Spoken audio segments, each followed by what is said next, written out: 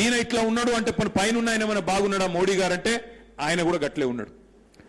ఇవాళ బీజేపీ వాళ్ళు బాగా మాట్లాడతారు, పెద్ద పెద్ద డైలాగులు కొడతారు. మూసీ ప్రాజెక్టుకు వ్యతిరేకంగా కిషన్ రెడ్డి వస్తాడు, ఈటెల రాజేందర్ గారు వస్తారు. కానీ ఏం జరిగింది నిన్న?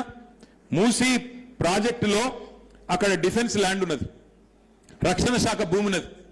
గాంధీ బొమ్మ పెడతాం వేల కోట్ల రూపాయలు పెట్టి అంటే అక్కడ మరి రక్షణ శాఖ భూములు ఉన్నాయి.